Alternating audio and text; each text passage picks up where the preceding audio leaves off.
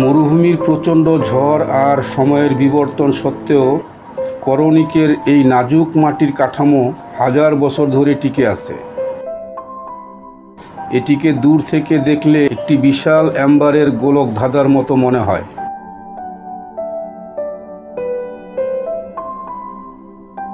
এখানে মাটির ইটের বাড়িগুলো একটির উপর আরেকটি স্তূপীকৃত হয়ে গড়ে উঠেছে, যা ইরানের প্রাচীনতম মাটির স্থাপত্য শৈলীর এক অনন্য নিদর্শন।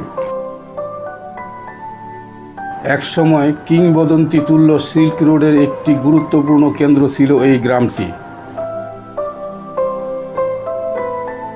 সময়ের দীর্ঘ বিবর্তনে হারিয়ে যাওয়ার আগে এটি হাজার হাজার বণিক কাফেলাকে নিরাপদ আশ্রয় ও বিশ্রাম প্রদান করত। সপ্তদশ শতাব্দীর এই মিনুয়েটটি একটি অনন্য প্রকৌশলগত নিদর্শন।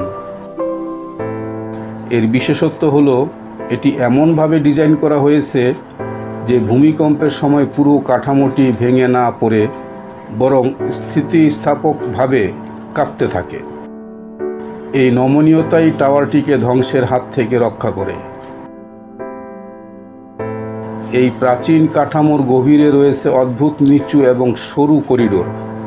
এটি মূলত একটি সুপরিকল্পিত সামরিক কৌশল ছিল,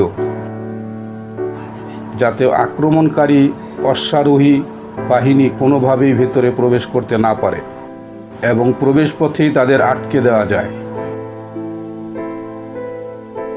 আজকের কিরানিকে টিকে থাকা লড়াইটা আর কেবল মানুষের নয়, বরং এটি বিলুপ্তির অমোঘ নিয়মের বিরুদ্ধে মাটির দেয়ালগুলোর এক নীরব সংগ্রাম। হাজার বছরের ঐতিহ্যকে ধরে রাখতে এই জীর্ণ কাঠামো আজও সময়ের সাথে লড়াই করে যাচ্ছে। কিরানিকের মাটির দেয়ালগুলো যখন ধীরে ধীরে বালিতে মিশে বিলুপ্তির পথে, ঠিক তখন এই গার্ম অঞ্চলে দেখা মেলে এক শক্তিশালী প্রাণের অস্তিত্ব। সেখানে বালির বিশাল মহাসাগরের মাঝে একটি ছোট হ্রদ প্রতিকূলতার বিরুদ্ধে টিকে থাকার এক অসাধারণ মহাকাব্য লিখে চলেছে। এই দুর্গম গিরিখাত আর নিস্তব্ধ মরুভূমির মধ্যে দিয়ে ধৈর্য ধরে আমাদের সঙ্গী হওয়ার জন্য আপনাদের অসংখ্য ধন্যবাদ। আমাদের পাশে আপনাদের নেওয়া প্রতিটি পদক্ষেপই সেই প্রাণ শক্তি যা এই প্রাচীন গল্পগুলোকে আজও বাঁচিয়ে রেখেছে। যদি এই পাথুরে সিঁড়ির নির্জনতায় আপনি এক মুহূর্তের জন্যও মানসিক প্রশান্তি খুঁজে পান,